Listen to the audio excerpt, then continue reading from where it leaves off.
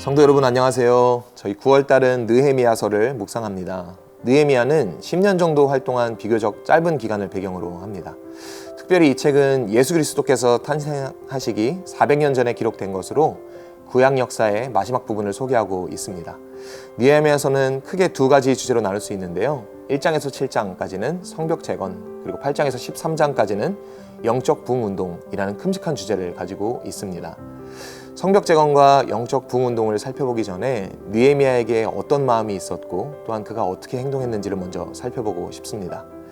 먼저 1장 1절에는 하가랴의 아들 느헤미야의 말입니다 라고 소개합니다. 하가랴라는 뜻은 여호와께서 어둡게 하시고 괴롭게 하셨다라는 뜻입니다. 성경에서 이름은 저마다의 의미를 가지고 있는데 느헤미야의 아버지가 이런 이름을 가지고 있는 것은 당시 배경 때문에 그렇습니다. 유다가 멸망하면서 왕과 나라와 직업을 잃었고 바벨론과 페르시아 등 계속해서 노예로 살아가게 되었는데요.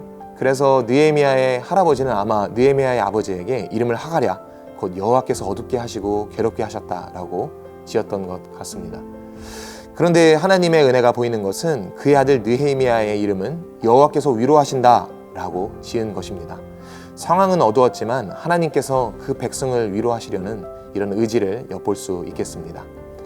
느헤미야는 술을 따라 올리는 사람, 어떤 성경에서는 술관원이라고 표현이 되어 있지요. 술관원은 당시 영향력이 있던 직책이었습니다. 왕이 개인적 고민이나 번뇌 등을 나눌 수 있는 사람이 바로 술관원이었습니다. 그러므로 느헤미야는 왕과 아주 가까이 있었던 사람이다 라고 생각할 수 있겠습니다. 그런데 그런 그에게도 두려움이 있었는데요. 그것은 술관원의 주된 업무가 왕이 먹기 전에 음식과 술을 먼저 먹는 사람이었기 때문입니다. 당시에는 왕을 암살하는 방법이 음식에 독을 타는 방법이었기 때문에 느헤미야가 그 역할을 하고 있었던 것입니다. 먼저 먹어보고 왕이 먹어도 되는지를 확인하는 것이죠. 그러므로 그는 왕과 가까이 있었지만 동시에 늘 죽음 가까이 있었던 사람입니다. 이런 느헤미야에게 자신의 조국 이스라엘의 성벽이 무너지고 성문이 불탔다는 소식이 들립니다. 이 이야기를 듣고 느헤미야의 마음이 완전히 무너져 내렸습니다. 그는 자신의 직책이나 죽음의 위험 때문에 통곡하지는 않았는데 하나님 나라와 하나님 때문에 통곡하였습니다. 우리가 슬퍼하는 영역을 보면 우리 마음이 어디 있는지 알 수 있잖아요. 느헤미야의 마음은 하나님에게 있었던 것입니다. 여러분, 저희는 저희의 번뇌와 가족 때문에 마음이 아파올 때가 있죠. 그런데 하나님 영광과 하나님 나라를 위해서는 어떤지를 한번 돌아보고 싶습니다. 이번 한 달 느헤미야를 묵상하면서 우리의 눈물의 범위가 넓어져 하나님을 향하는 은혜가 있기를 소망합니다. 느헤미야는 이 눈물을 가지고 기도의 자리로 나아갑니다. 느헤미야는 미어지는 하나님, 나라를 향한 그 마음을 가지고 기도했습니다. 우리는 어둡지만 하나님께서 위로해 주실 것이다. 하나님이 도와주시면 승리한다 라는 이런 믿음이 있었던 것입니다. 슬픔에서 멈춘다면 하나님께서 원하시는 것까지 나아가는 것은 아니잖아요. 그런데 기도해서 하나님께서 원하는 그곳까지 느헤미야가 나아갔습니다. 그리고 느헤미야가 그렇게 간절히 기도하면서 이제 예루살렘으로 돌아갔습니다. 그리고 성벽 재건에 모든 힘을 다했습니다.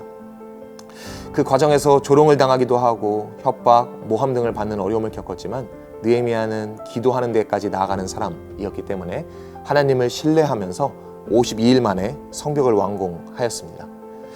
예루살렘 성벽이 이제 완공되었으니까 모든 것이 잘 되면 좋을 것 같은데 더 안타까운 것, 더 위험한 것은 바로 백성들의 영적 태만이었습니다. 여호와의 신앙의 상징인 성벽은 재건되었지만 그 내부, 곧 백성들의 마음의 내면에는 하나님을 경외하는 마음이 없었습니다. 이것을 회복하기 위해서 예루살렘에 10여 년 전에 먼저 도착한 에스라가 등장을 합니다. 에스라와 함께 이스라엘 백성들은 하나님 앞에서 바로 살기 위해서 가장 먼저 말씀을 펴고 읽었습니다. 그리고 회중들에게 그 말씀을 해석해서 이해하도록 도왔습니다.